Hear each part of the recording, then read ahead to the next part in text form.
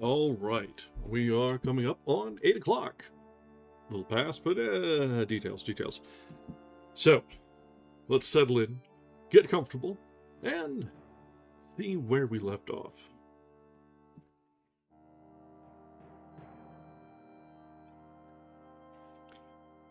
Welcome back. This is our fourth and final night, reading William Faulkner's As I Lay Dying. This one has been a trip so far. Let me actually take a quick moment to get some social updates out, because I am awful about letting people know that I'm starting. There we are. And the cats are resting in the background. So, we'll see whether or not they make themselves known as we go. So, yes, this is the last quarter of As I Lay Dying, and we're already having some dropped frames. Thank you very, very much, YouTube.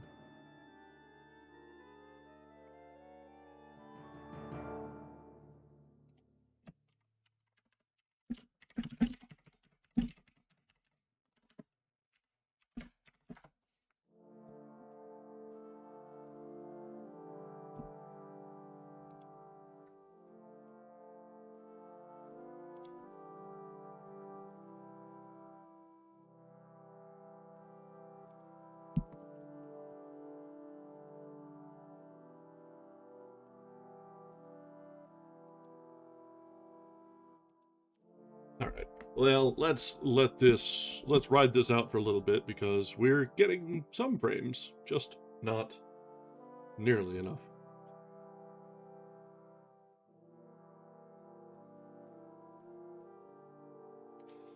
Yeah, vulgarity does typically require being a few minutes into stream. Although, with our 5-minute lead time, we do avoid the dreaded first 90-second rule. If that's still a thing, I don't even remember. Alright, I think we are back to live.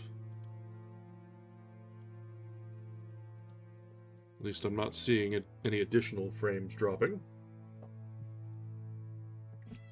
Yeah, I'm totally gaming the system there.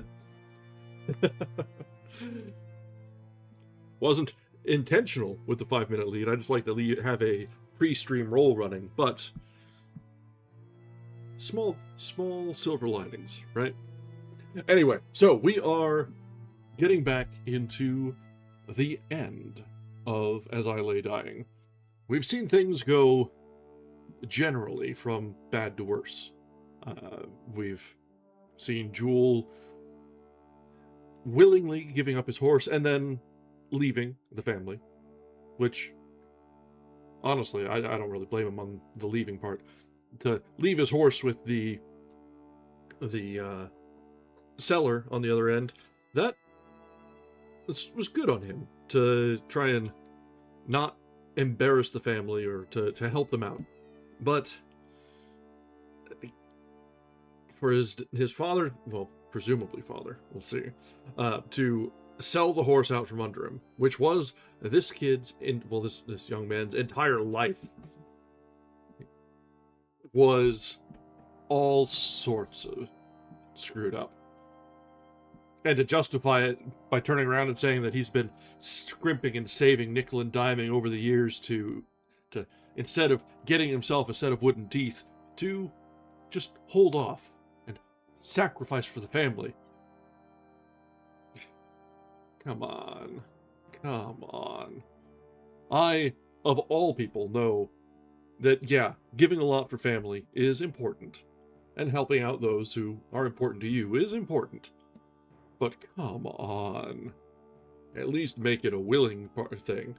Don't try and take it back later on as a debt owed or anything like that. No. So, that's what's been going on. And Cash broke his leg again. The same one that he broke when he fell off a church roof, if you may not remember. And so he's laid out. And they haven't really gotten any sort of medical attention for the leg. So there is a very good chance that he is not going to walk again. Let's be real. breaking an already gimp leg. It might be donezo there. And, as we find out, Dewey Dell is likely with child. So yes.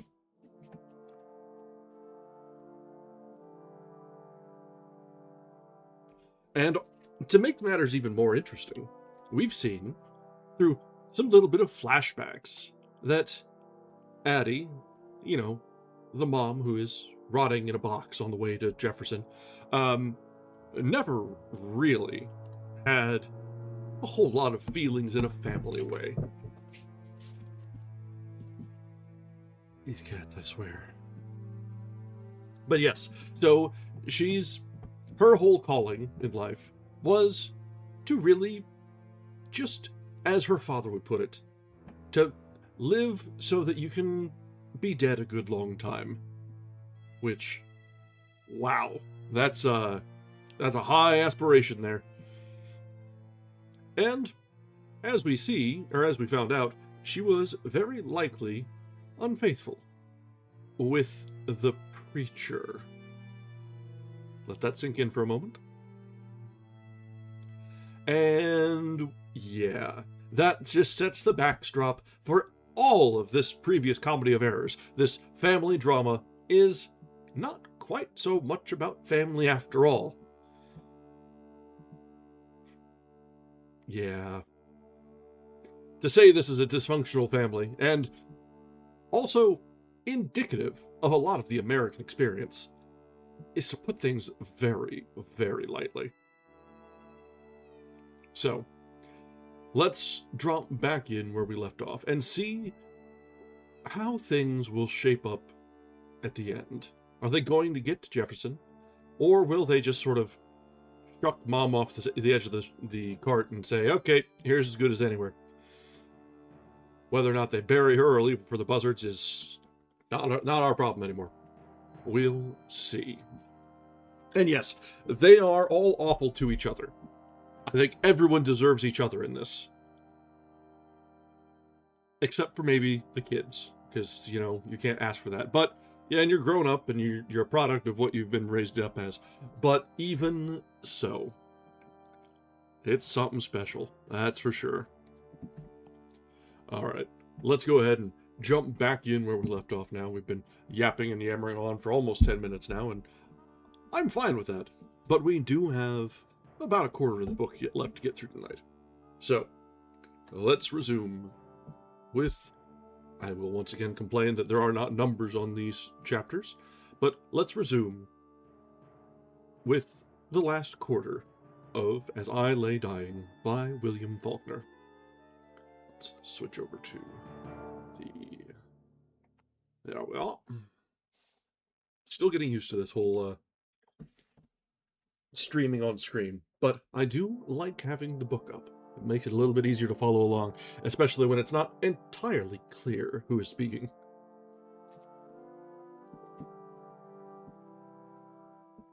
Exactly. If the least of us can break a cycle, any of us can. Not to diminish your efforts, because I've had some of the same, and if any of us can break a cycle, all of us can. It's just a matter of making an effort to do so. Alright. Jumping back in from Darl's perspective. Here's a place, Pa says. He pulls the team up and sits looking at the house. We can get some water over yonder. All right, I say. You'll have to borrow a bucket from them, Dewey Dell. God knows, Pa says. I wouldn't be beholden. God knows. If you see a good-sized can, you might bring it, I say. Dewey Dell gets down from the wagon, carrying the package. You had more trouble than you expected, selling those cakes in Matson, I say. How do our lives ravel out into the no wind, no sound, the weary gestures, warily recapitulant echoes of old compulsions, with no hand on, no strings. In sunset, we fall into furious attitudes, dead gestures of dolls. Cash broke his leg, and now the sawdust is running out. He is bleeding to death, Cash. I wouldn't be beholden, Pa says. God knows. Then make some water yourself, I say. We can use Cash's hat. When Dewey Dell comes back, the man comes with her. Then he stops, and she comes on, and he stands there. And after a while, he goes back to the house and stands on the porch watching us. We better not try to lift him down, Pa says. We can fix it here. Do you want to be lifted down, Cash? I say. We won't get to Jefferson tomorrow, he says. He is watching us. His eyes interrogatory, intent, and sad. I can last it out. It'll be easier on you, Pa says. It'll keep it from rubbing together. I can last it, Cash says. We'll lose time stopping. We done brought the cement now, Pa says. I can last it, Cash says. It ain't but one more day. Don't bother him to speak of. He looks at us, his eyes wide in his thin gray face, questioning. It sets up so, he says. We done brought it now, Pa says. I mix the cement in the can, stirring the slow water into the pale green thick coils. I bring the can to the wagon, where Cash can see. He lies on his back, his thin profile and silhouette, ascetic and profound against the sky. Does that look about right? I say. You don't want too much water, or it won't work right, he says. Is this too much? Maybe you can get a little sand, he says. It ain't but one more day, he says. It don't bother me none. Vardaman goes back down the road to where we cross the branch and returns with sand. He pours it slowly into the thick coiling in the can. I go to the wagon again. Does that look all right? Yes, Cash says. I could have lasted. It don't bother me none. We loosen the splints and pour the cement over his leg, slow. Watch out for it, Cash says. Don't get none on it if you can help. Yes, I say. Dewey Dell tears a piece of paper from the package and wipes the cement from the top of it as it drips from Cash's leg. How does that feel? Feels fine, he says. It's cold. Feels fine.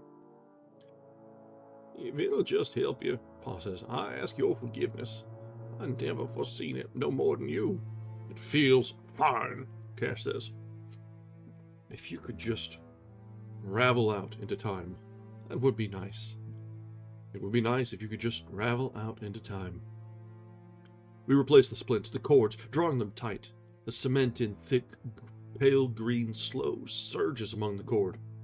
Cash, watching us quietly with that profound, questioning look. That'll steady it, I say. Ah, Cash says. I'm obliged. And we all turn on the wagon and watch him. He is coming up the road behind us. Wooden-backed, wooden-faced, moving only from his hips down. He comes up without a word, with his pale, rigid eyes and his high, sullen face, and gets into the wagon. Here's a hill, Pa says. I reckon you'll have to get out and walk.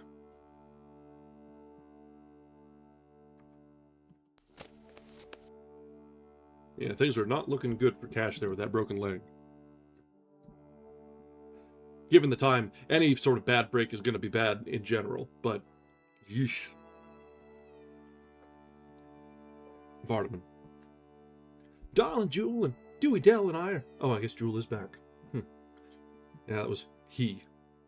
Interesting that Darl stopped calling Jewel by name. Huh. Darling Jewel and Dewey Dell and I are walking up the hill behind the wagon. Jewel came back. He came up the road and got into the wagon. He was walking. Jewel hasn't got a horse anymore. Jewel is my brother. Cash is my brother. Cash has a broken leg. We fixed Cash's leg so it doesn't hurt. Cash is my brother. Jewel is my brother too, but he hasn't got a broken leg. Now there are 5 of them. Tall in little tall black circles. Where do they stay at night, Darl? I say. When we stop at night in the barn, where do they stay? The hill goes off into the sky. Then the sun comes up from behind the hill, and the mules and the wagon and Pa walk on the sun. You cannot watch them, walking slow on the sun. In Jefferson it is red on the tracks behind the glass. The track goes on shining round and round. Dewey Dell says so. Tonight, I'm going to see where they stay while we are in the barn. Kid just watching the buzzards as they circle around, trying to get at his mom. Eesh.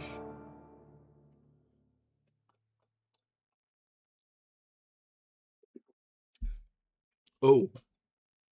Well, Darl is just bringing it out in the open here. All right, Darl. Jewel, I say, whose son are you? What, Simba? For Pete's sake. The breeze was setting up from the barn, so we put her under the apple tree, where the moonlight can dapple the apple tree upon the long slumbering flanks, within which now and then she talks in little trickling bursts of secret and murmurous bubbling. Yuck! Oh, yuck!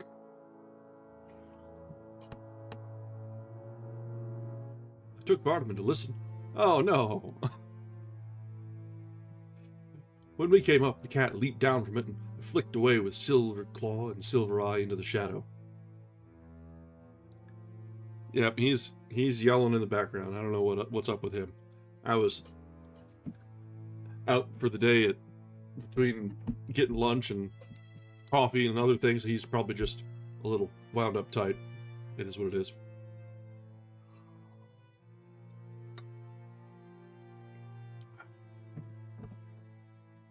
Your mother was a horse, but who was your father, Jewel? You goddamn lying son of a bitch! Don't call me that, I say. You goddamn lying son of a bitch! Don't you call me that, Jewel! In the tall moonlight, his eyes looked like spots of white paper pasted on a high, small football. After supper, Cash began to sweat a little. It's getting a little hot, he said. It was the sun shining on all day, I reckon. You want some water poured on it, we say? Maybe that'll ease it some. I'll be obliged, Cash said. It was the sun shining on it, I reckon. I ought to thought and kept it covered. We ought to thought, we said. You couldn't have suspicioned. I never noticed it getting hot, Cash says. I ought to monitor it. So we poured the water over it. His leg and foot below the cement looked like they had been boiled. Does that feel better? We said. I'm obliged, Cash says. Feels fine. Dewey Dell wipes his face with the hem of her dress. See if you can get some sleep, we say. No, Cash says. I'm right obliged. It feels fine now. Jewel, I say. Who was your father, Jewel? God damn you. God damn you.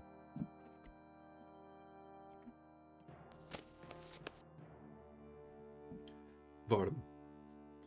She was under the apple tree, and Darla and I go across the moon, and the cat jumps down and runs, and we can hear her inside the wood. Oh, ew. Here, Dar says, put your ear close. I put my ear close, and I can hear her. Oh, I can't tell what she's saying. What is she saying, Dar? I say, who is she talking to? She's talking to God. Dar says, she is calling on him to help her. What does she want him to do? I say.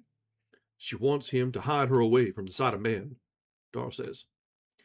Why does she want to hide away from the sight of man, Dar?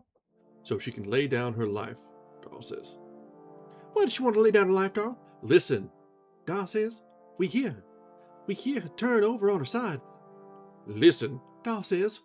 She turned over, I say. She's looking at me through the wood. Yes, Dar says. How can she see me through the wood, Dar?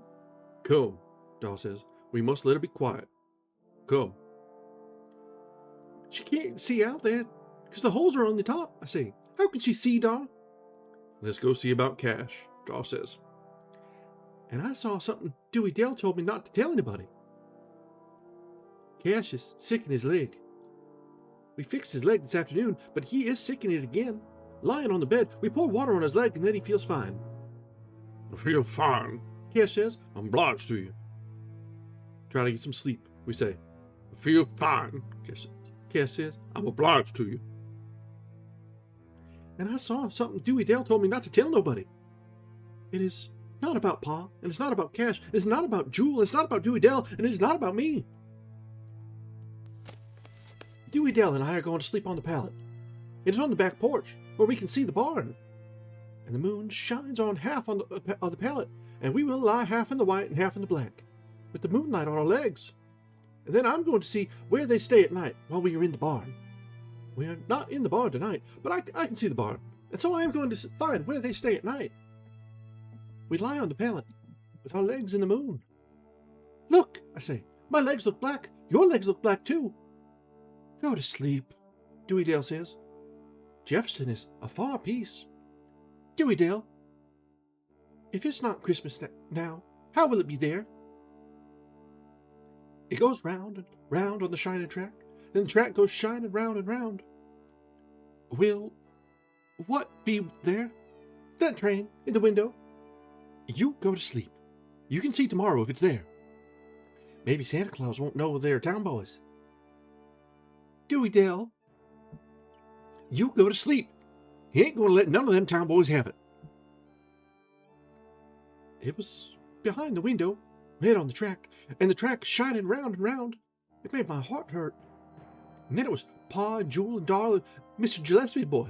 Mr. Gillespie's boy's legs come down under his nightshirt. Then he goes out and goes into the moon. His legs fuzz. They go on about the house toward the apple tree. What are they going to do, Dewey Dale? They went around the house toward the apple tree.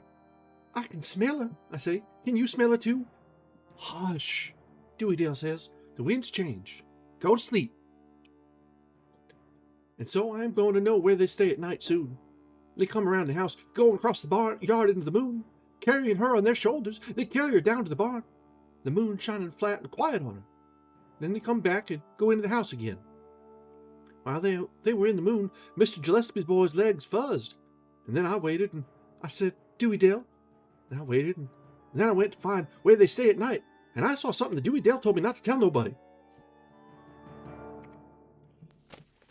Oh, this is all turning into a right mess here. Ugh.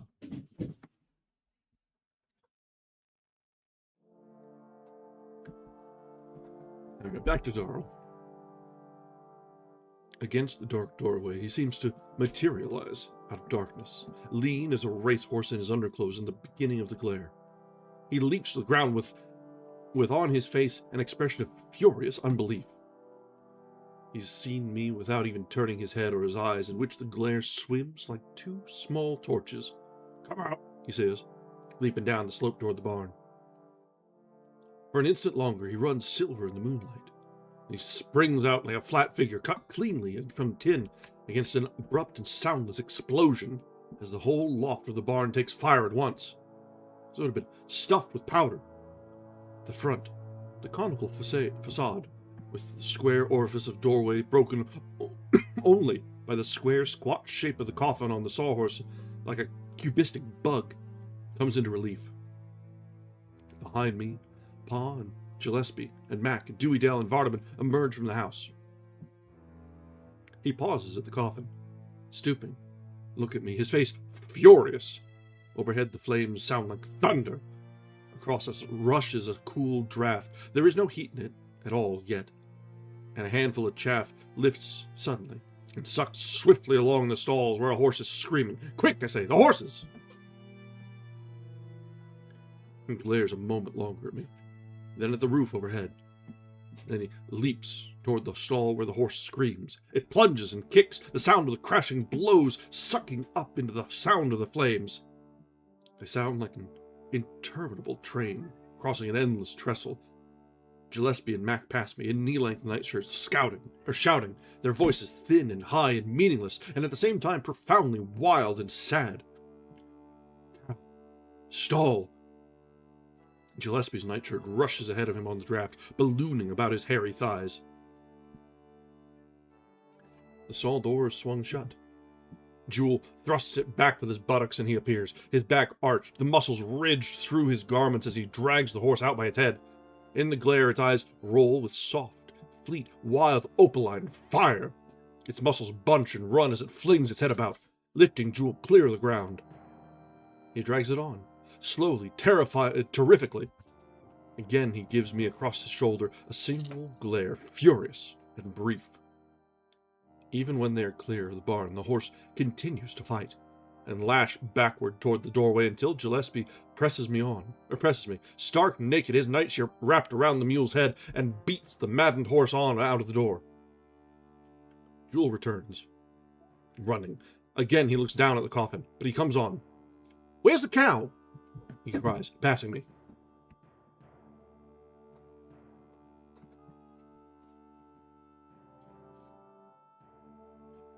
I follow him.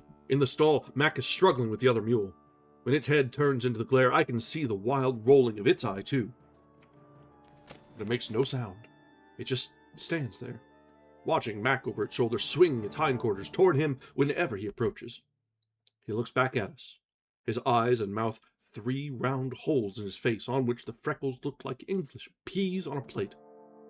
His voice is thin, high, far away. "Can't do nothing." As though the sound had been swept from his lips, and up and away, speaking back to us from an immense distance of exhaustion. Jewel slides past us. The mule whirls and lashes out, but he has already gained its head. I lean to Mac's ear, nightshirt around his head. Mac stares at me. Then he rips the nightshirt off and flings it over the mule's head, and it becomes docile at once. Jewel is yelling at him, "Cow! Cow!" "Back!" Mac cries, "Last stall!" The cow watches us as we enter. She is backed into the corner, head lowered, still chewing, though rapidly. She makes no move. Jewel is paused, looking up, and suddenly we watch the entire floor to the loft dissolve. It just turns to fire. A faint litter of sparks rain down. He glances about. Back under the trough is a 3-legged milking stool. He catches it up and swings it into the planking of the rear wall. He splinters a plank, then another, a third. We tear the fragments away. While we are stooping at the opening, something charges into us from behind. It is the cow. With a single whistling breath, she rushes between us and through the gap and into the outer glare, her tail erect and rigid as a broom nailed upright to the end of her spine. Jewel turns back into the barn. "Here!" I say. "Jewel!" I grasp at him. He strikes my hand down. "You fool!" I say. "Don't you see you can't make it back yonder?" The hallway looks like a searchlight turned into rain. "Come on," I say. "Around this way." When we are through the gap, he begins to run. "Jewel!" I say, running. He darts around the corner. When I reach it, he's almost reached the next one, running against the glare like that figure cut from tin. Pa and Gillespie and Mac are some distance away, watching the barn, pink against the darkness where, for the time, the moonlight has been vanquished. "Catch him!" I cry. "Stop him!"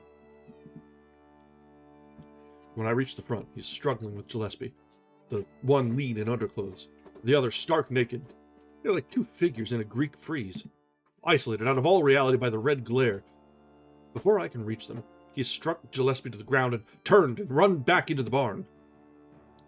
The sound of it has become quite peaceful now, like the sound of the river did. We watch through the dissolving proscenium of the doorway as Jewel runs, crouching to the far end of the coffin and stoops to it.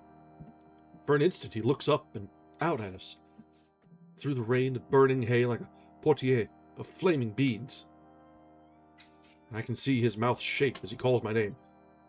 "Jewel!" Dewey Dell cried. "Jewel!" It seems to me that I now hear the accumulation of her voice through the last 5 minutes, and I hear her scuffling and struggling as Pa and Mac hold her, screaming, "Jewel! Jewel!" But he is no longer looking at us. We see his shoulders strain as he upends the coffin and slides it single-handed from the sawhorses. It looms, unbelievably tall, hiding him. I would not have believed that Addie Bundren would have needed that much room to lie comfortable in. For another instant, it stands upright, while the sparks rain on it in scattering bursts, as though they engendered other sparks from the contact. And it topples forward, gaining momentum, revealing Jewel, and the sparks raining on him in engendering gusts, so that he appears to be enclosed in a thin nimbus of fire. Without stopping, it overends, rears again, pauses, then crashes slowly forward and through the curtain. This time, Jewel is riding upon it, clinging to it until it crashes down and flings him forward and clear, and Mac leaps forward into a thin smell of scorching meat and slaps at the widening crimson-edged holes that bloom like flowers in his undershirt.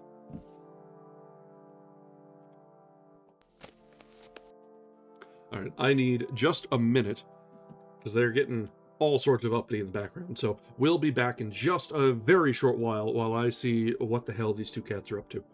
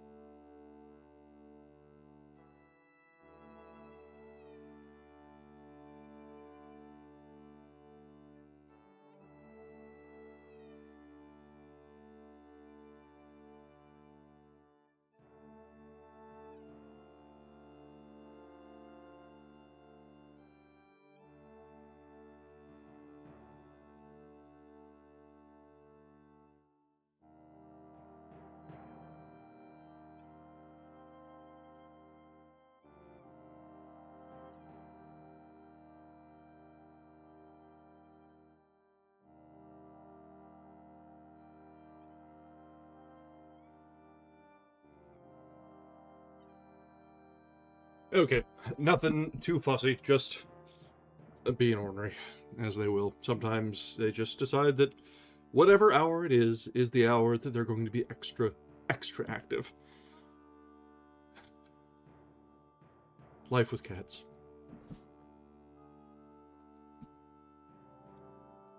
Alright, so it certainly seems that Darl may have set the barn on fire with Ma inside, just trying to get a clean finish to things.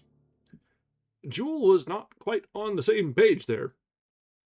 They got the animals out, but it seems like Jewel was damned and determined to bring the coffin out too. Ah, there you go. I topped up mine's bowls, and I'm like, alright, for now, maybe they'll be quiet. We'll get them a cheerio later or something, quiet them up.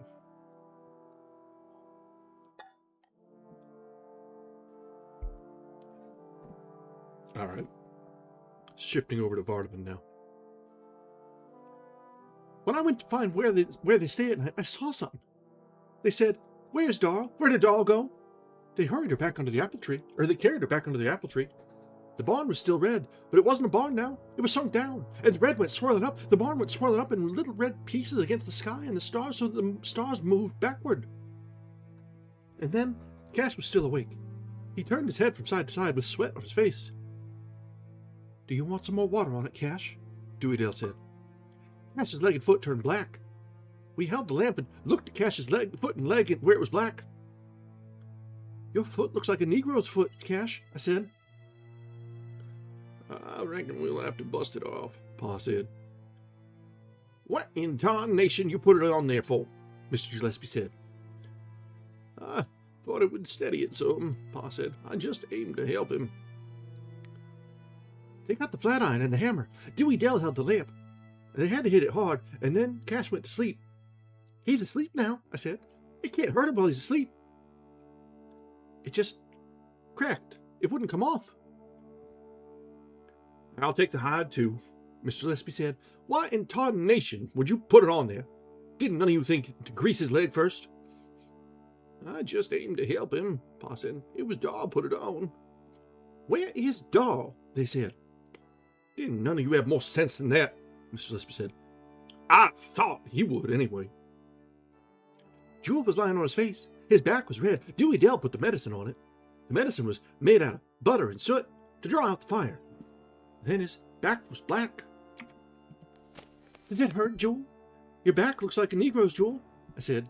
Cash's foot and leg looked like a Negro's. And then they broke it off. Cash's leg bled. Then you go back and lay down, Dewey Dell said. You ought to be asleep.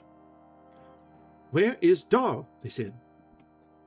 He is out there, under the apple tree with her, lying on her. He is there so the cat won't come back, I said. Are you going to keep the cat away, Darl? The moonlight dappled on him, too. On her it was still, but on Darl it dappled up and down. You needn't to cry, I said. Jewel got her out. You needn't to cry, Darl. The barn is still red. It used to be redder than this, then it went swirling, making the stars run backward without falling. It hurt my head like the train did. It hurt my heart like the train did. When I went to find where they stay at night, I saw something that Dewey Dell says I mustn't never tell nobody. Alright, I did not expect the kid to be the one to make me censor every time in this book. But I think so far it's been like 4 times, and all of them have been the kid.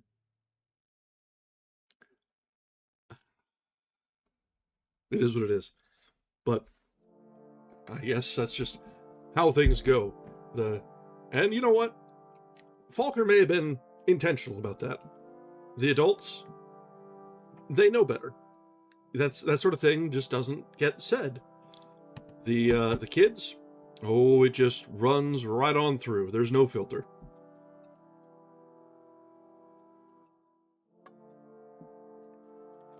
I guess a side effect of us putting the book on the screen, you can see now when I have to make things a little bit safer for broadcast. It is what it is. All right. So, things are going rather poorly right now. Darl's presumed plans had not quite gone on. And so we also have things getting much, much worse for Cash. And now Jewel has got a burned back because he was trying to play hero for someone who is not going to thank him. And Vardaman is seeing things that he shouldn't be seeing. What those are, we'll leave that up to imagination for now. Whether it was what was in the last chapter or whether there was more. And all the while, Pa, it doesn't even realize how much of a git he is. Alright, back to Darl. We have been passing the signs for some time now. The drugstores, the clothing stores, the patent medicine and the garages and cafes, and the mile boards diminishing, becoming more starkly reaccruent. 3 mile, 2 mile, from the crest of a hill, as we get into the wagon again, we can see the smoke low and flat, seemingly unmoving in the unwinded afternoon. Is that it, Darl?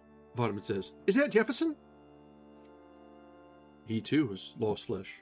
Like ours, his face has an expression strained, dreamy and gaunt. Yes, I say.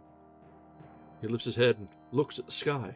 High against it they hang in narrowing circles, like the smoke, with an outward semblance of form and purpose, but with no inference of motion, progress, or retrograde.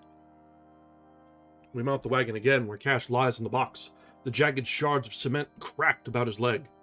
The shabby mules droop rattling and clanking down the hill. We'll have to take him to the doctor, Pa says.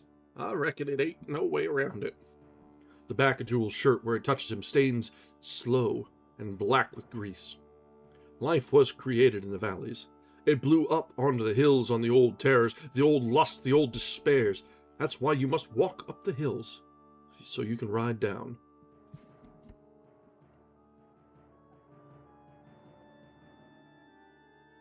Dewey Dell sits on the seat, the newspaper package on her lap. When we reach the foot of the hill, where the road flattens between close walls of trees, she begins to look about quietly from one side of the road to the other. At last she says, "I got to stop." Pa looks at her, his shabby profile that of anticipant and disgruntled annoyance. He does not check the teen. "What for?" "I got to go to the bushes," Dewey Dale says. Pa does not check the teen. "Can't you wait till we get to town? It ain't over a mile now." "Stop," Dewey Dale says. "I got to go to the bushes." Pa stops in the middle of the road, and we watch Dewey Dale descend, carrying the package. She does not look back. "Why not leave your cakes here?" I say. "We'll watch them." She descends steadily, not looking at us.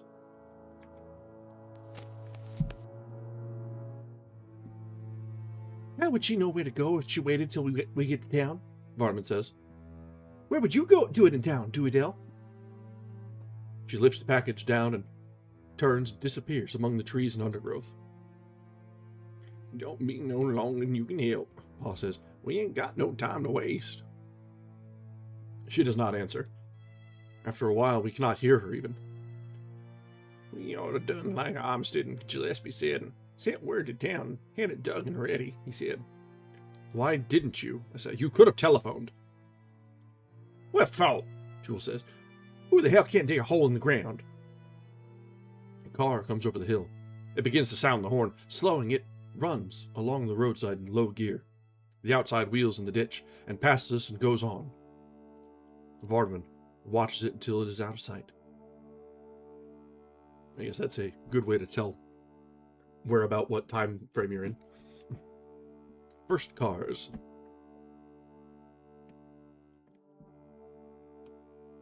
"How far is it now, dog?" he says. "Not far," I say. "We ought to done it," Pa says. "I just never wanted to be beholden to none except her flesh and blood." "Who the hell can't dig a damn hole in the ground?" Jewel says. "It ain't respectful, talking that way about her grave," Pa says. "You all don't know what it is. You never pure loved her, none of you." Jewel does not answer. He sits a little stiffly erect, his body arched away from his shirt. His high-colored jaw juts. Dewey Dale returns. We watch her emerge from the bushes carrying the package and climb into the wagon. She now wears her Sunday dress, her beads, her shoes, and stockings. "I thought I told you to leave them clothes at home," Pa says. She does not answer, does not look at us. She sits the package in the wagon and gets in. The wagon moves on. "How many more hills now, darling?" Vardaman says. "Just one," I say. "The next one goes right up into town." This hill is red sand, bordered on either hand by Negro cabins. Against the sky ahead, the massed telephone lines run, and the clock on the courthouse lifts among the trees. In the sand, the wheels whisper, as though the very earth would hush our entry. We descend as the hill commences to ride. Well, that puts a little bit more emphasis on my theory that Faulkner knew what he was doing when he had the boy going full on with the alternative end there. Because Darl knows well enough to call it this way. The lad does not. So, interesting to see that. We follow the wagon, the whispering wheels passing the cabins where faces come suddenly to the doors, wide-eyed. We hear sudden voices, ejaculant. Jewel has been looking from side to side. Now his head turns forward, and I can see his ears taking on a still deeper tone of furious red. 3 Negroes walk beside the road ahead of us. 10 feet ahead of them, a white man walks.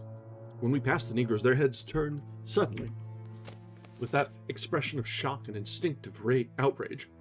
"Great God," one says. "What they got in that wagon?" Jewel whirls. "Son of a bitches," he says. As he does so, he is abreast of the white man, who has paused.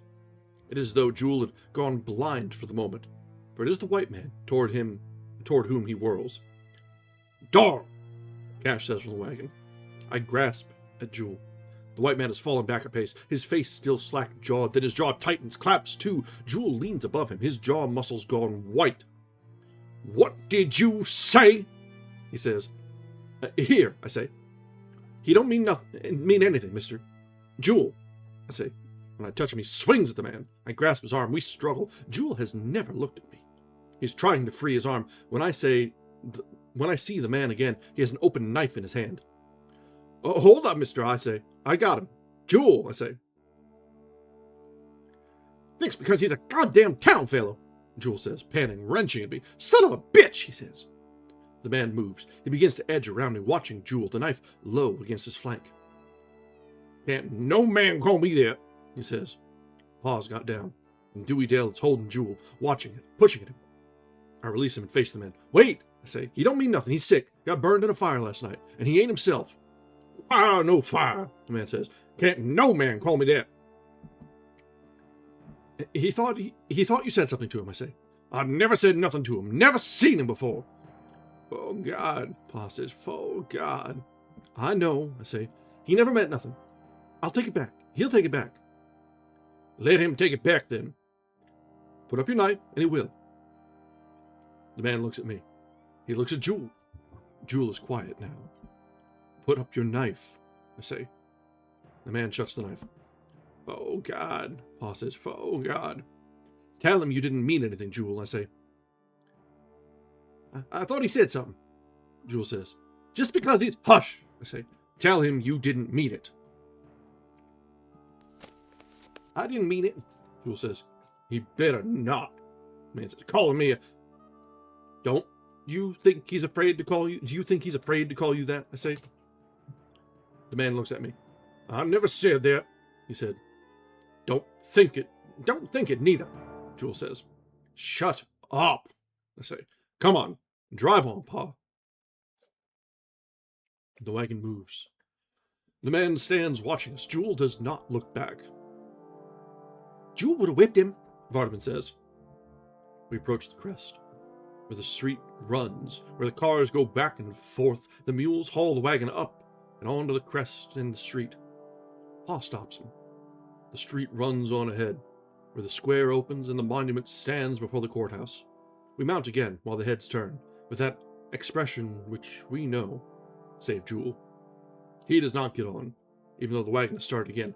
Get in, Jewel, I say. Come on, let's get away from here. But he does not get on. Instead, he sets his foot on the turning hub of the rear wheel, his hand grasping the stanchion, and with the hub turning smoothly under his sole, he lifts the other foot and squats there, staring straight ahead, motionless, lean, wooden-backed, as though carved, squatting out of the lean wood.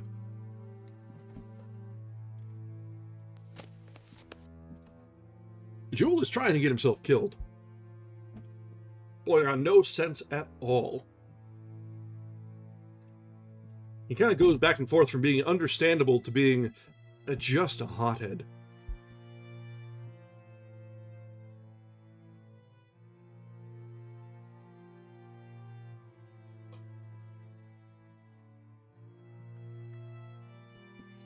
Alright.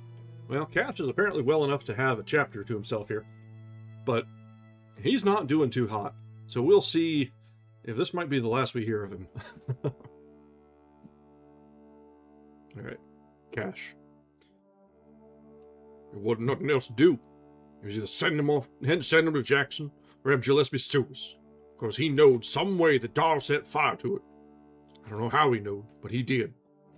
Vardaman see him do it. And he swore he never told nobody but Dewey Dale, and that she told him not to tell nobody. But Gillespie knowed it. He would have suspicioned it sooner or later.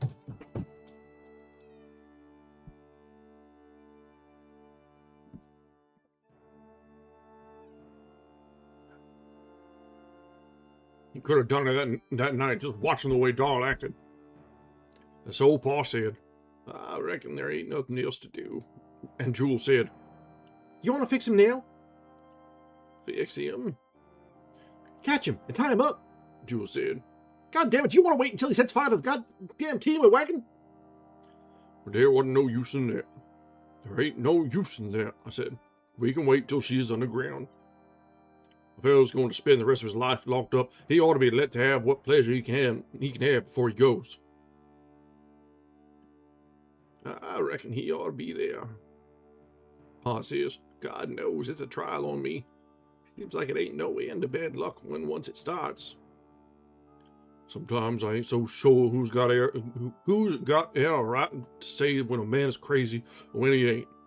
Sometimes I think it ain't none of us pure crazy, and ain't none of us pure sane until the balance of us talks him that away. It's like it ain't so much what a fellow does, but it's the way the majority of folks is looking at him when he does it. Because Jules too hard on him. Of course it was Jules' horse that was traded to get her that night of town. In a sense, it was the value of his horse Doll tried to burn up. I thought more than once, before we crossed the river and after, how it would be God's blessing if he did take her out in our hands and get shut of her in some clean way. It seemed to me that when Jewel worked so to get her out in the river, he was going against God in a way. And that when Doll seen that it looked like one of us would have to do something, I can almost believe he done it right in a way. But I don't reckon nothing excuses setting fire to a man's barn and endangering his stock and destroying his property. That's how I reckon a man's crazy. That's how he can't see eye to eye with other folks. And I reckon there ain't nothing else to do with him but what most folks say is right. But it's a shame, in a way. Folks seem to get away from the old and right teaching that says to drive the nails down and trim the edges well always like it was for your own use and comfort you were making it. It's like some folks has the smooth, pretty boards to build a courthouse with, and others don't have no more than a rough lumber fitting to build a chicken coop. But it's better to build a tight chicken coop than a shoddy courthouse, and when they both build shoddy or build well, neither, because it's one or t'other, is going to make a man feel the better nor the worse. So, we went up the street, toward the square, and he said, we better take Cash to the doctor first. We can leave him there and come back for him. That's it. It's because me and him was born close together. It was nigh 10 years before Jewel and Dewey Dale and Vitamin begun to come along. I feel kin to them, all right, but I don't know. And me being oldest and thinking already of the very thing that he done, I don't know. Pa was looking at me. Then I hear him mumbling his mouth. Go on, I said. We'll get it done first. She would want us all there, Pa says. Let's take Cash to the doctor first, Doll said. She'll wait. She's already waited 9 days. You all don't know, Pa says. It's something you was young with. You growed old in her. She growed old in you. Seeing the old coming on, and he was the one somebody you could hear say it. Don't matter. And now I know it was the truth out in the hard world and all a man's grief and trials. You all don't know. We got the digging to do, I said. Armstead and Gillespie both told you to send word ahead, Doll says. Don't you want to go to Peabody's now, Cash? Gone, I said. It feels right easy now. It's best to get things done in the right place. It was just dug, Pa says. We forgot our spade, too. Yes, Doll said. I'll go to the hardware store. We'll have to buy one. It'll cost money, Pa says. Do you begrudge her it? Doll says. Go on and get a spade, Joe said. Here, give me the money. But Pa didn't stop. I reckon we can get a spade, he said. I reckon they're Christians here. So Doll sat still and we went on, with Jewel squatting on the tailgate, watching the back of Dad's head. He looked up like one of those bulldogs, one of those dogs that don't bark none, squatting against the rope, watching the thing he was waiting to jump at. He sat that way all the time we was in front of Mrs. Bundren's house, hearing the music, watching the back of Doll's head with them hard white eyes of his'n. Music was playing in the house. One of them graphophones.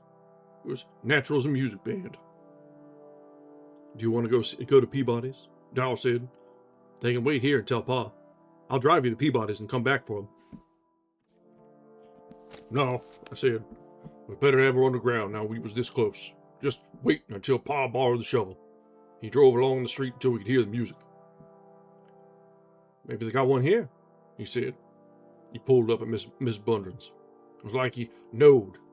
Sometimes I think that if a working man could see work as far ahead as a lazy man could see laziness, so he stopped there like he knowed. Before that little new house where the music was, We waited there, hearing it. I believe it. I could have dickered Surratt down to $5 on that one of his. It's a comfortable thing, music is. Maybe they got one here. Maybe they got one here, Pa says. You want Jewel to go? Dar says. Or do you reckon I better? I reckon I better, Pa says. He got down and went up the path and around the house to the back. Music stopped, and it started again. He'll get it too, Dar said. Ah, I said. Just like he knowed. He'll see through the walls and into the next 10 minutes. Only, it was more than 10 minutes. The music stopped and never commenced again for a good spell. Where her and Pa was talking at the back, we waited in the wagon. Let me take you back to Peabody's, Dar said. Nope, I said. We'll get her on the ground. If he ever gets back, Jewel said. He began to cuss. He started to get down from the wagon. I'm going, he said. Then we saw Paul coming back. He had 2 spades coming around the house. He laid them in the wagon and got in, and we went on. Music never started again. Paul was looking back at the house. He kind of lifted his hand a little, and I saw the shade pull back a little at the window and her face in it.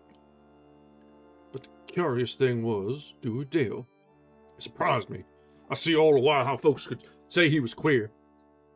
But that was the very reason couldn't nobody hold it personal.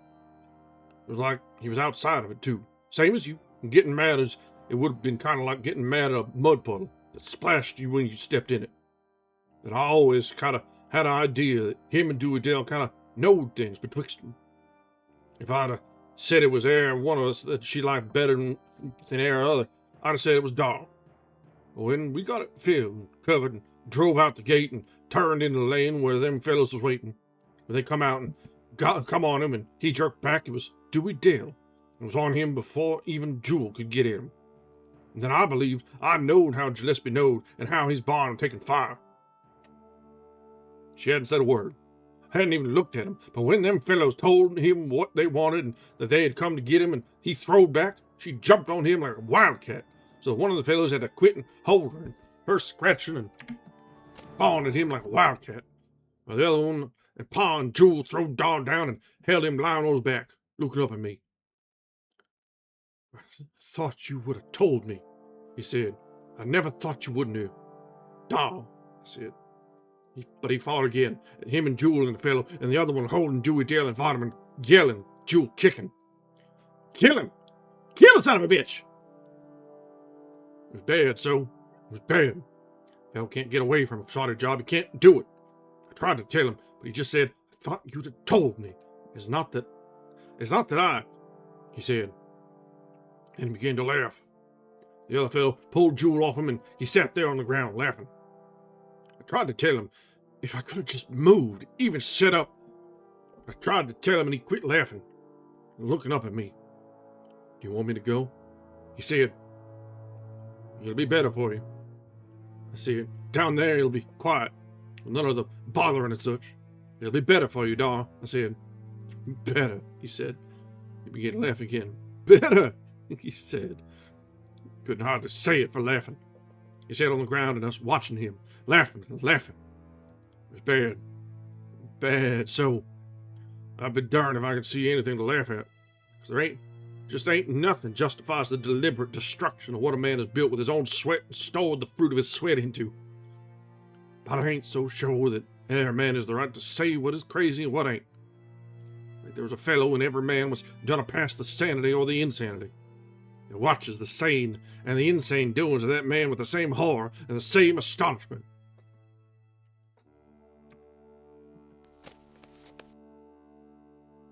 All right, we have about 10% of the book left. So we're going to take a short break after we stop and decompress over what we've just been through. And then we'll finish up after the break. But, so, they made it to Jefferson was the town. And they managed to borrow some shovels. And it sounds like they got her buried. And right after that, they came to arrest Darrell. Or throw him in the asylum, one or the other. And you really gotta feel for him. Like, yeah, he was trying to just get things done and over with, and so everyone could get back, maybe save cash, or it's too late. But he did set fire to that barn, and somehow or other, it was made out to be known. Whether Dewey Dell told, or it was just known. Yeah, these kids are very much a product of their environment. And the fact that Ant's Pa is being so judgy about everything when he's the cause of so much of the problem, like almost all of the problems, man, that is irksome to the extreme. When the worst among you starts getting holier than thou, you just about flip shit.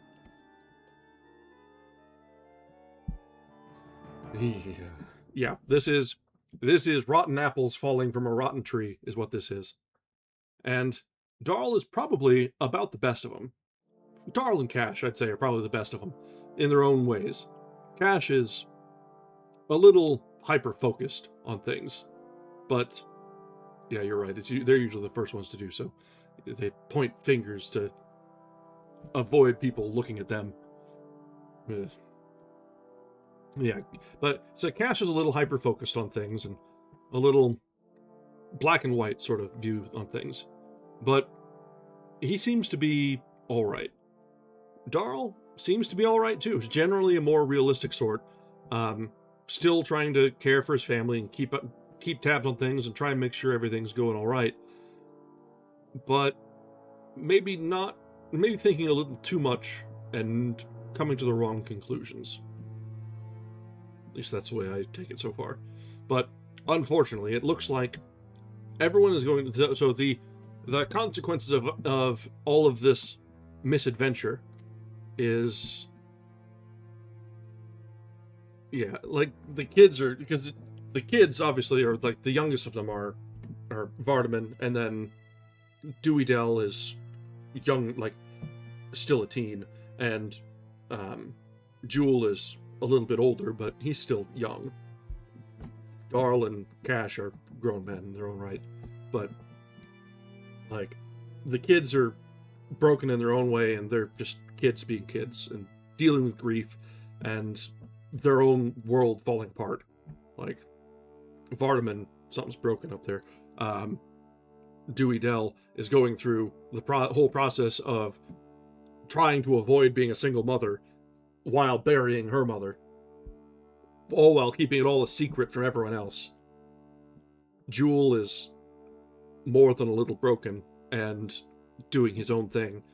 So there's a lot going on. Like it's a whole lot of everyone is trying to hold together their own pieces in their own little way, and not any of them are doing a particularly splendid job of it.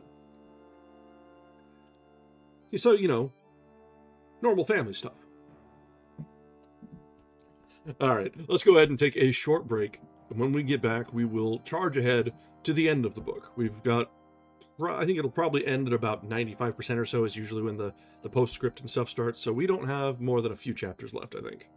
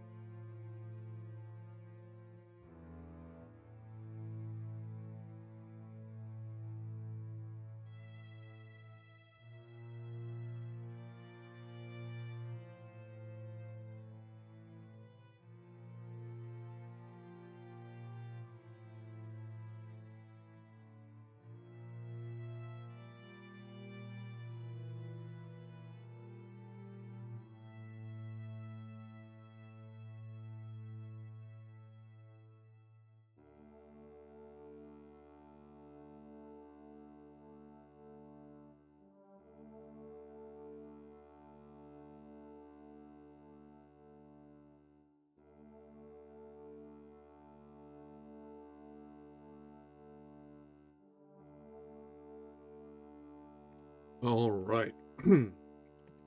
We are back. So, let's slide back into things. We only have, I think, 4 or 5 chapters left, and some of these are pretty short, so we don't have a whole lot left until we reach the end of this. So let's see how these consequences of actions start catching up to the wrong people, I'm sure.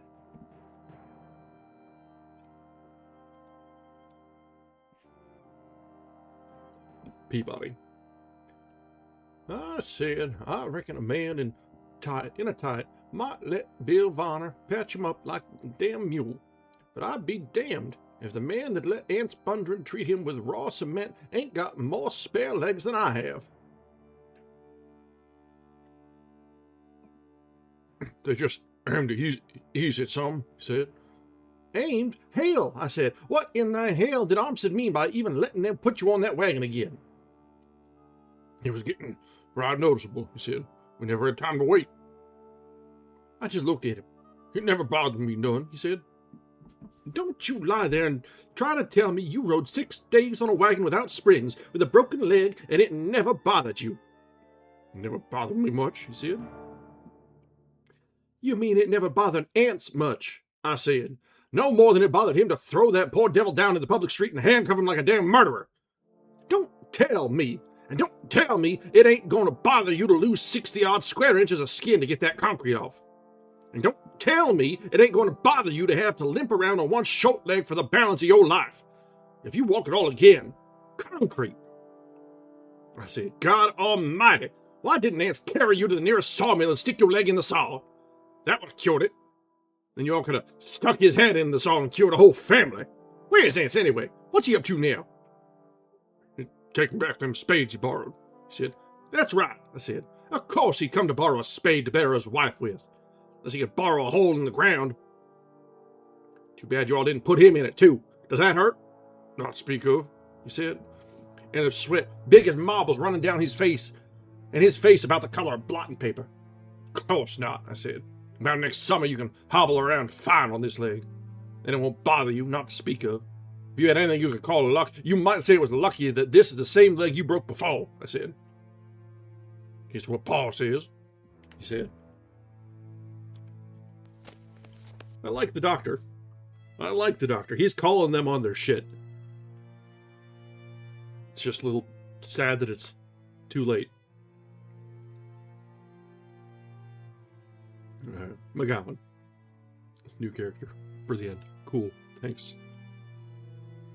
It happened. I'm back to the prescription case, pouring up some chocolate sauce when Jody comes back and says, Say, Skeet, there's a woman up front that wants to see the doctor. And when I said, What doctor you want to see? She said she wanted to see the doctor that works here.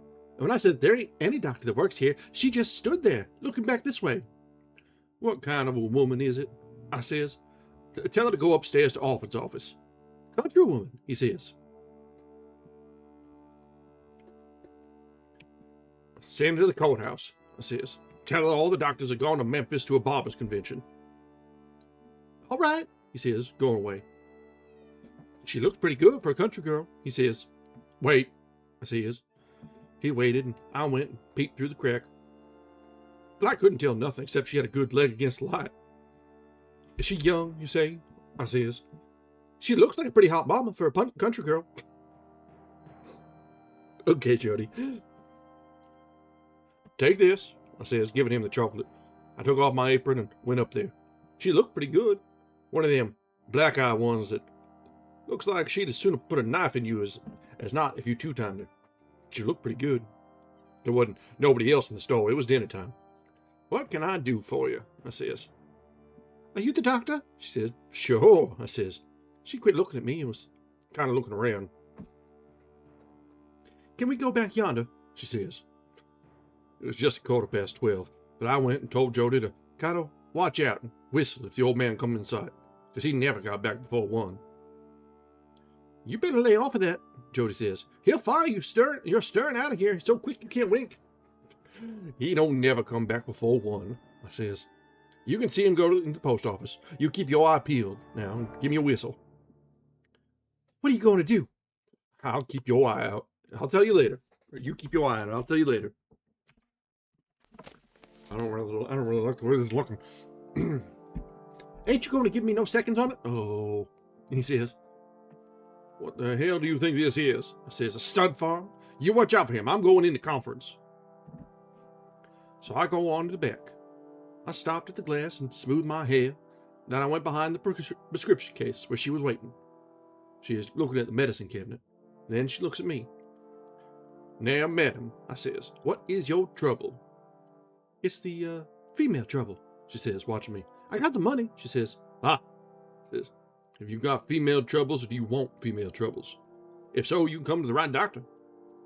Them country people, half the time they don't know what they want, and the balance of the time they can't tell it to you. The clock said 20 past 12. No, she says. No which, I says. I ain't had it, she says. That's it. She looked at me. I got the money, she says. So I knew what she was talking about. Oh, I says. You got something in your belly you wish you didn't have? She looks at me. You wish you had a little more or a little less, huh? I got the money, she says. He said I could get something at the drugstore for it. Who said so? Says. He did, she says, looking at me. You don't want to call no name. You don't want to call no names, I says. The one that put the acorn in your belly? He the one that told you? She don't say nothing. You ain't married, are you? I says. I never saw no ring, but like as not, they ain't heard yet out there they use rings. I got the money, she says. She showed it to me, tied up in her handkerchief, a 10 spot. I swear you have, I says. He give it to you? Yes, she says. Which one? I says. She looks at me. Which one of them give it to you? It ain't but one, she says. She looks at me. Gone, I says. She don't say nothing. The trouble about the cellar is, it ain't but one way out, and that's back up the inside stairs. The clock says 25 to 1. A pretty girl like you, I says. She looks at me. She begins to tie the money back up in the handkerchief. Excuse me a minute, I says. I go around the prescription case. Did you hear about that fellow sprained his ear? I says. After that, he couldn't even hear a belch. You better get her out back from back there before the old man comes, Jody says. If you'll stay up there in front where he pays you to stay, he won't catch nobody but me, I says. He goes on, slow toward the front. What you doing over, Skeet?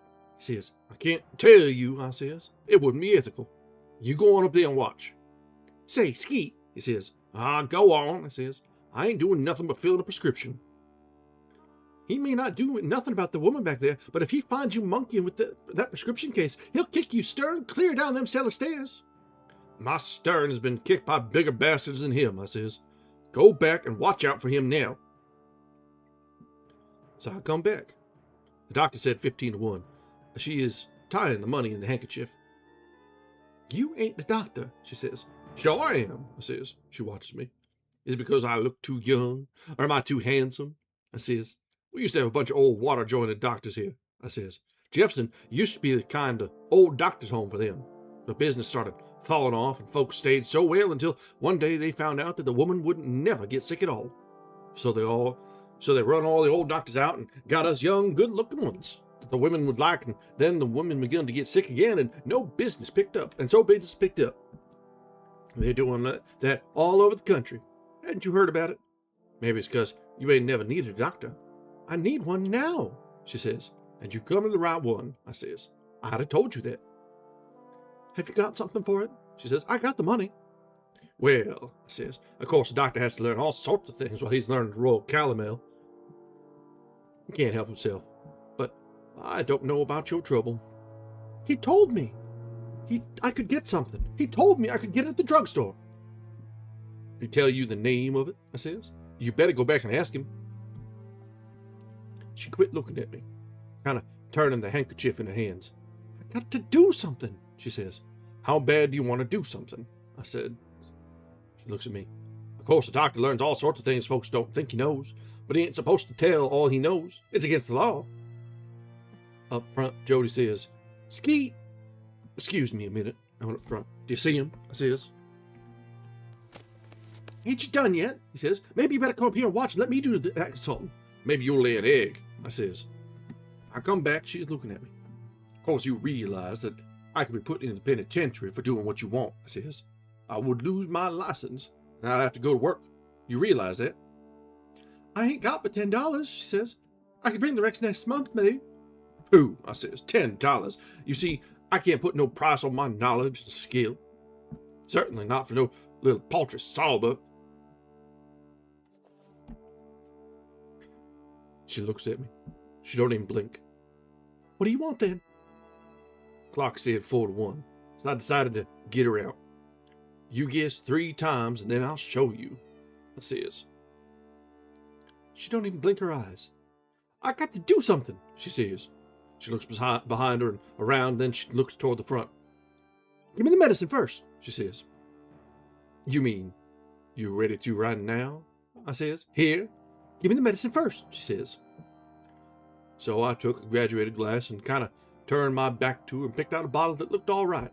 Because a man that would keep poison sitting around in an unlabeled bottle ought to be in jail anyway. It smelled like turpentine. I poured some in the glass and gave it to her. She smelled it, looking at me across the glass.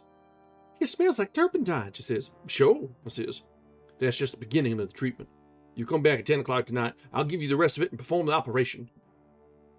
Operation? She says. It won't hurt you. You've had the same operation before. Ever hear about the hair of the dog?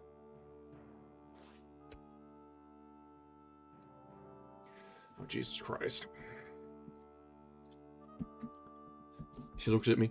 Will it work? She says. Sure, it'll work. If you come back and get it. So she drunk whatever it was without batting an eye and went out. I went up front. Didn't you get it? Jody says. Get what? I says. Oh, come on, he says. I ain't going to try to beat your time. Oh, her, I says. She just wanted a little medicine. She got a bad case of dysentery, and she's a little ashamed about mentioning it with a stranger there. It was my night anyway. So I helped the old bastard check up, and I got his hat on him and got him out the store by 8:30. I went as far as the corner with him and watched him until he passed under 2 street lamps and went on out of sight. Then I come back to the store and waited until 9:30 and turned out the front lights and locked the door and just left one light burning at the back. I went back and put some talcum powder into 6 capsules and kind of cleared up the cellar, and then I was all ready. She come in just at 10, before the clock had done striking. I let her in, and she come in, walking fast. I looked out the door, but there wasn't nobody but a boy in overalls sitting on the curb. You want something? I says. He never said nothing, just looking at me. I locked the door and turned off the light and went on back. She was waiting. She didn't look at me now. Where is it? She said. I gave her the box of capsules. She held the box in her hand, looking at the capsules. Are you sure it'll work? She says. Sure, I says. When you take the rest of the treatment. Where do I take it? She says. Down in the cellar, I says. Holy shit! Yikes. Okay. So, as we know, things just continue to get worse, but wow! Lord almighty! Ugh. I did not expect to end the night on a yuck.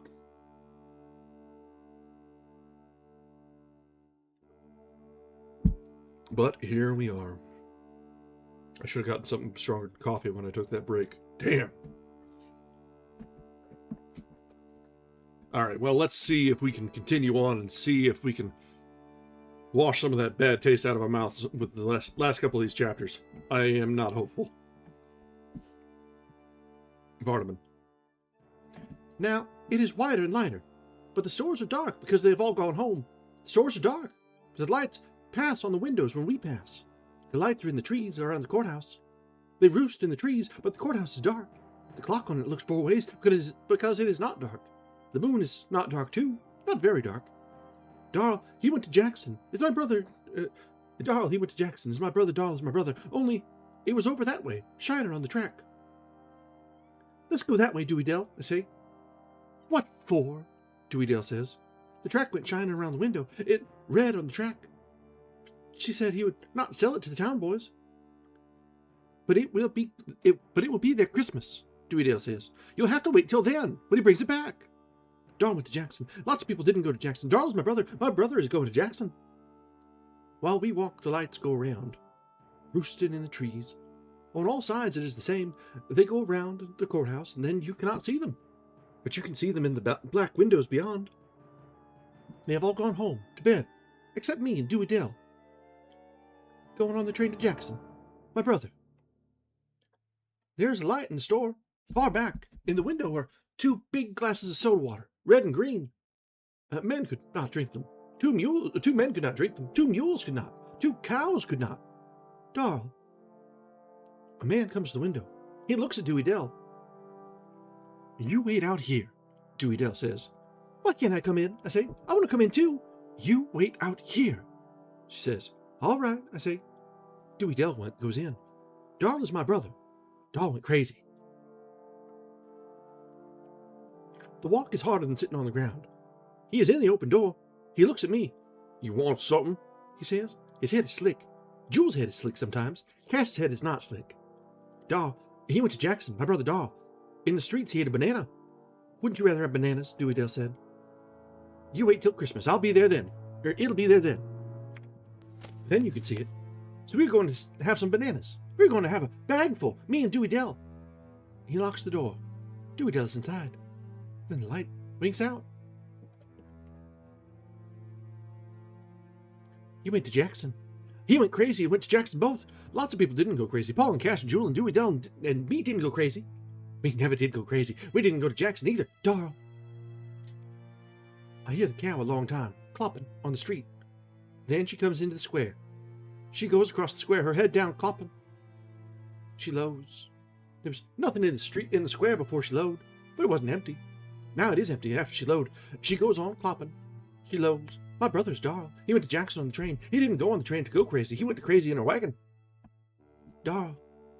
She'd been in there for a long time, and the cow was gone too. A long time. She'd been in there longer than the cow was. But not as long as empty. Darl's my brother. My brother Darl.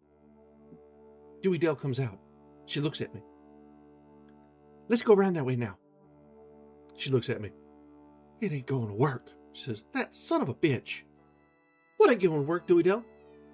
I just know it won't, she says. She's not looking at anything. I just know it.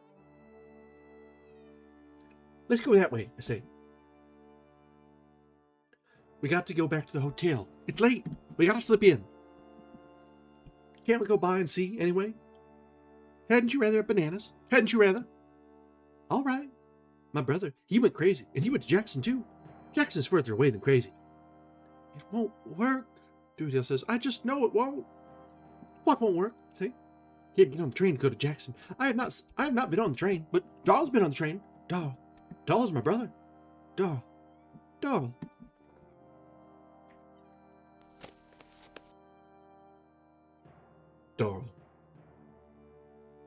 Darl has gone to Jackson. They put him on the train, laughing. Down in the long car, laughing. The heads turning like the heads of owls when he passed. What are you laughing at? I said. Yes. 2 men put him on the train. They wore mismatched coats, bulging behind their right hip pockets. Their necks were shaved to a hairline, as though the recent and simultaneous barbers had a chalk line like Cash's. Is it the pistols you're laughing at? I said. Why do you laugh? I said. Is it because you hate the sound of laughing? They pulled 2 seats together so Darl could sit by the window to laugh. One of them sat beside him. The other sat on the seat facing him, riding backward. One of them had to ride backward because the state's money had a face to each backside, and a backside to each face, and they're riding on the state's money, which is incest. A nickel has a woman on one side and a buffalo on the other, 2 faces and no back. I don't know what that is. Darl had a little spyglass he got in France at the war. In it had a woman and a pig with 2 backs and no face. I know what that is. Is that why you were laughing, Darl? Yes. The wagon stands on the square, hitched. The mules motionless, the reins wrapped about the seat spring, the back of the wagon toward the courthouse. It looks no different from 100 other wagons there. Jules standing beside it and looking up the street like any other man in town that day. Yet, there is something different distinctive. There is about it that unmistakable air of definite and imminent departure that trains have, perhaps due to the fact that Dewey, Dell, and Vardaman on the seat and Cash on a pallet in the wagon bed are eating bananas from a paper bag.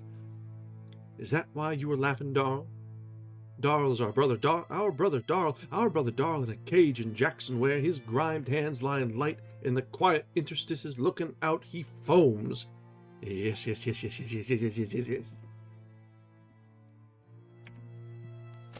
Ooh. Yeah, Darl may have gone round to Bend for real on that one.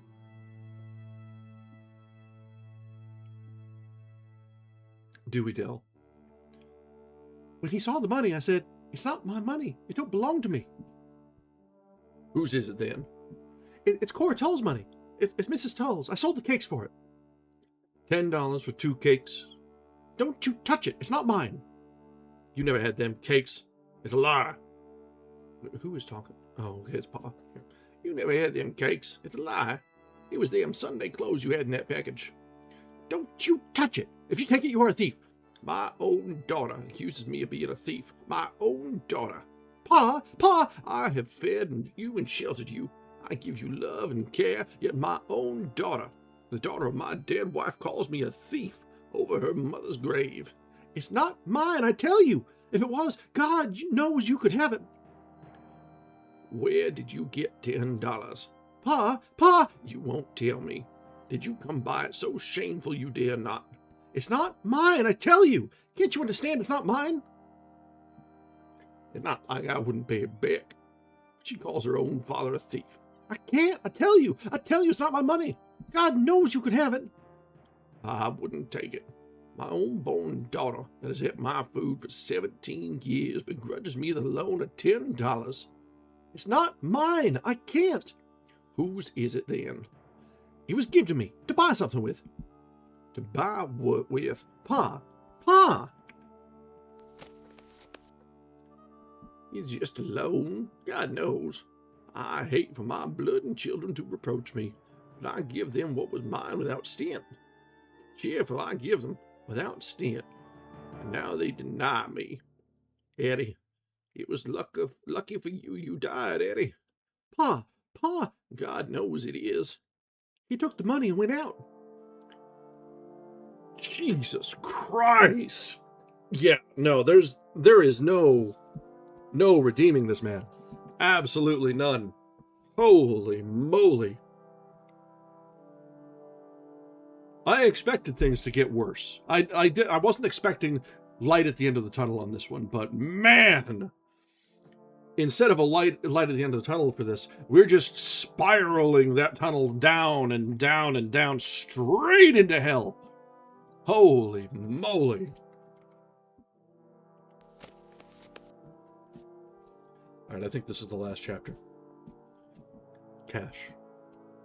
So when we stopped there to borrow the shovels, we heard the gramophone playing in the house.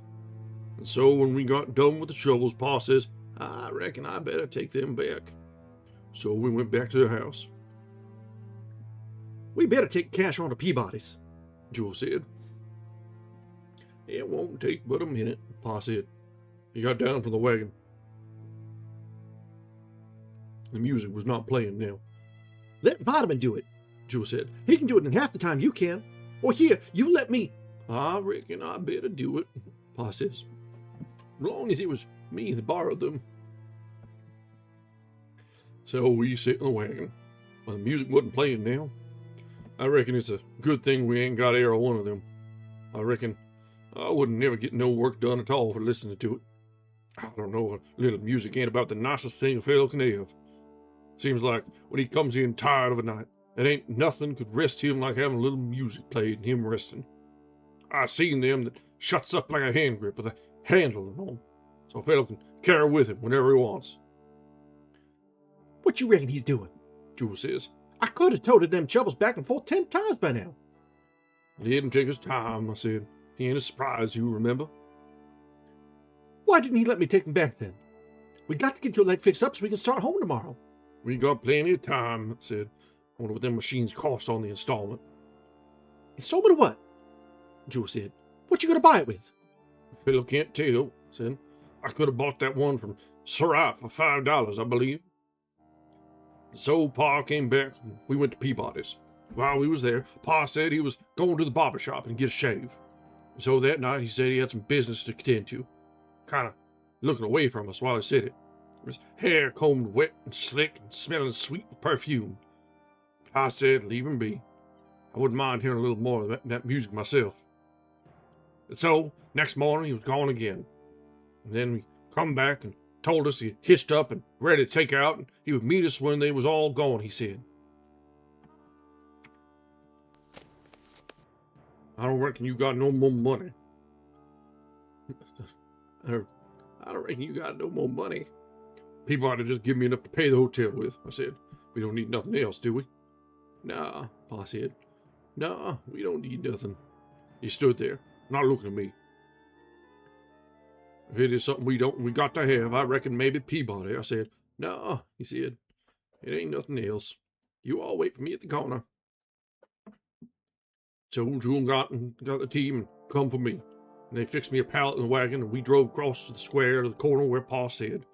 And we was waiting there in the wagon, with Dewey Dale and Vardaman eating bananas.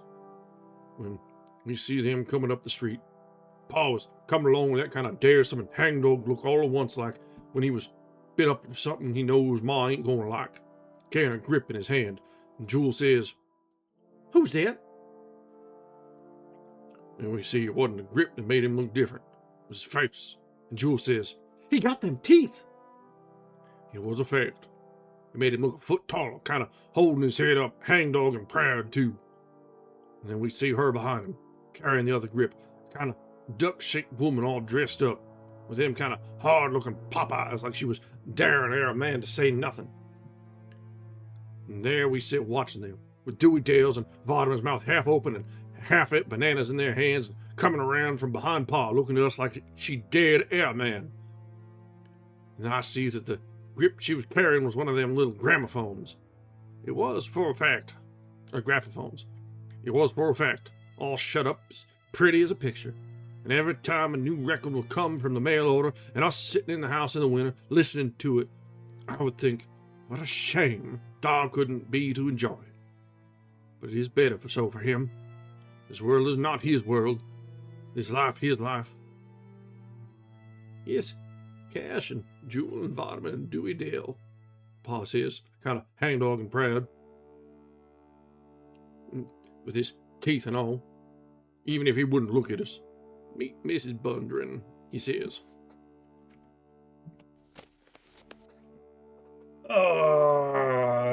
Okay, so that is the end. And that is about as unsatisfying an ending as I could possibly imagine. Like, that was actually painful. Ugh.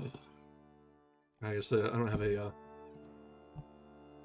title here, or a cover here. Yeah, that's fine. Here, we'll switch back to the other. Oh, now we're looking at the thing there. There we go. We'll switch back over here. Yeah, so this was As I Lay Dying. And wow, I was hoping, all along, I was hoping that Pa would get some comeuppance. But somehow, through it all, the bastard comes ahead. I should know better by now. Bastards usually win, but god damn it, I wanted him to get his shit kicked in.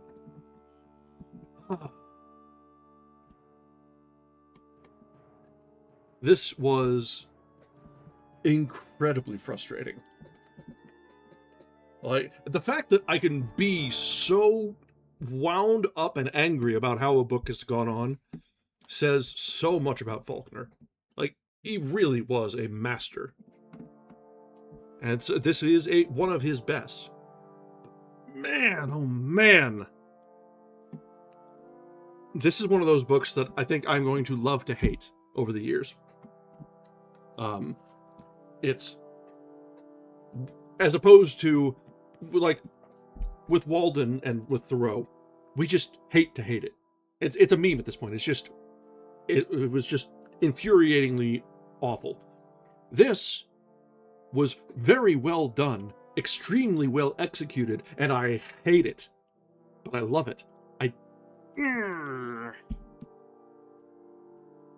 Yeah, that's about all of my feelings on this.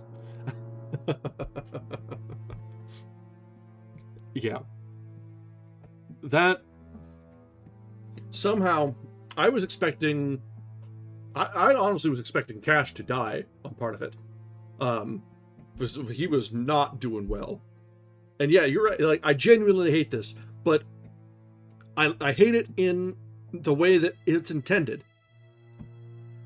Like, we're meant to dislike a few of these characters, and we're meant to dislike the whole situation. And by God, he did it. Like, it hits especially hard because I can relate to the experiences of so much of this. I know people like so many of these characters. Yeah, exactly. I hate it the way Faulkner wanted me to hate it. He did his job damn well. Because, man, it is super frustrating, and I know he wanted it to be frustrating. It is mission accomplished, sir. Mission accomplished.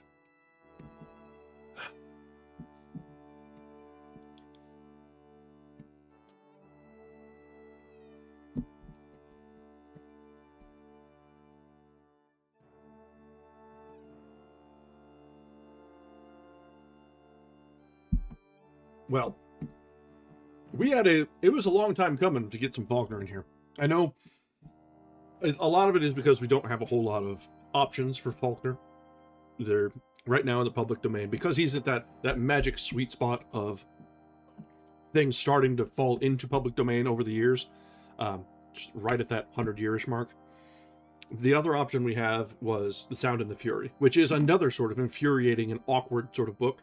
But I was not prepared for that one. This one was infuriating and awkward in an entirely different way.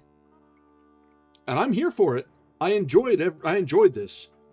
But man, I am going to be pissed every time I think about this for a while. And that is the intention. That is the idea behind this. Art is meant to make you feel something. And this checks that box. Damn, does it check that box. So, with that, with the back cover closed on as I lay dying, what do we do next? I don't know what we have to see. Let's see. Wonder what's popular on Gutenberg in the last few days.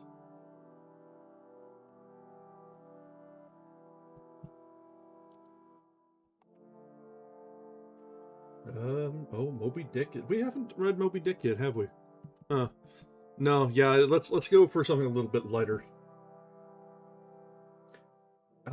You know what? I think I remember seeing,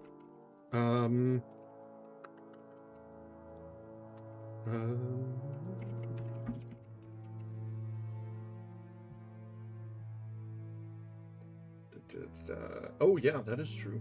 There is a short story here by Frank Herbert. As you may know, the author of Dune.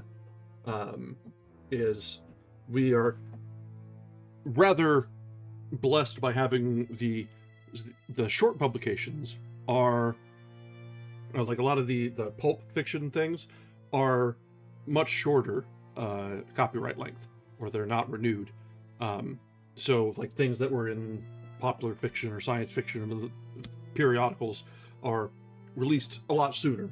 So like the short stories, we've got The Nothing by Frank Herbert available.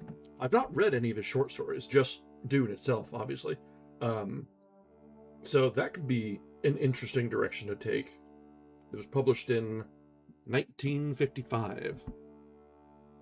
I'm going to go ahead and download that now, and I can look into that as an option. But let's see what else we have around. That's in the popular stretch.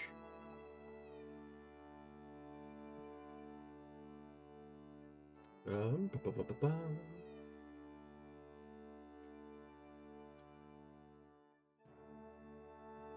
Lots of... As I'm going down through these, I'm seeing things that we've read before, and like, oh yeah, no wonder these are popular. They're good.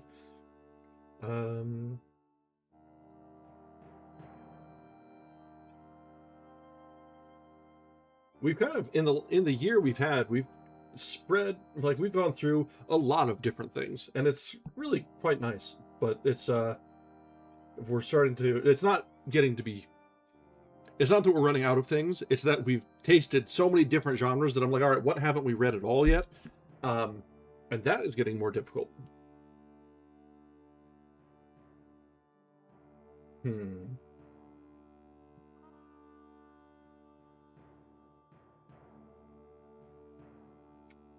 we can go back to Holmes. I see Hound of Baskerville is available. That could be fun.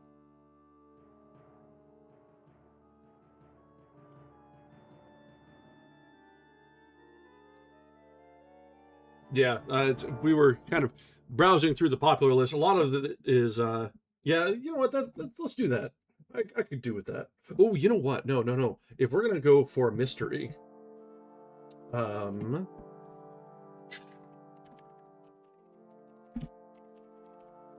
do believe, yeah, the Maltese Falcon is available now.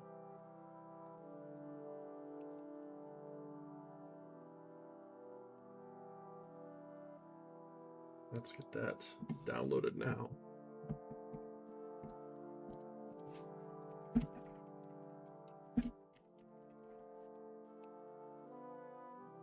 Yeah, this could be good. Yeah.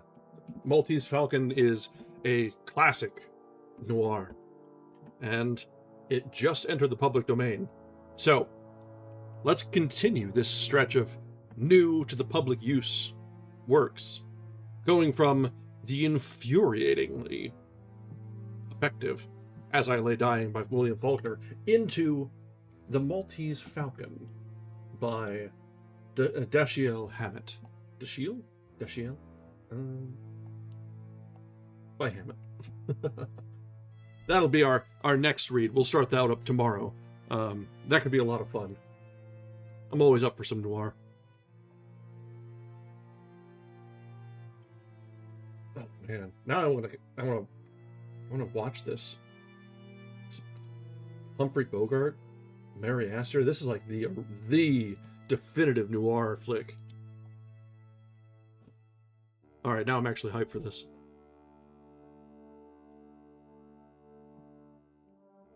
The film was 1941. Okay, the novel 1930. All right. Good old detective.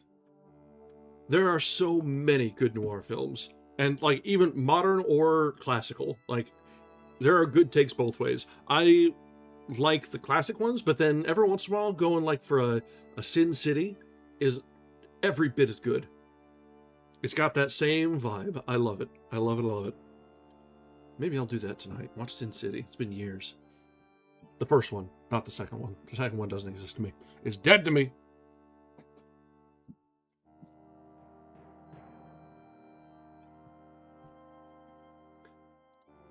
All right. So before we wrap up, let's take a minute to, well, I guess we've already reflected a lot on As I Lay Dying. As we were going through it, we were having that visceral reaction, chapter by chapter, and how the characters have met their ends, or their ends as the story is concerned. Darl having gone round the bend, but honestly, even if he's thrown in the nut house, he might be better off than the rest of them, honestly. He's free of ants. And Ants somehow seems to have picked up a widow. So that's a thing. You feel for Cash, because he was done dirty through the whole thing. He was just sort of the quiet support for the family for a long time, and was just working where a lot of them wouldn't work at all. Just working, trying to get help make ends meet, and make sure things got along. And he was not well treated upon, ever suffering there. Vardaman is just a boy, but probably a rather broken boy as we go on. Dewey Dell, that last chapter of hers was, or the last two chapters of hers was, they were dark. That was not what I wanted to see, how that could have been. What are you doing, cat?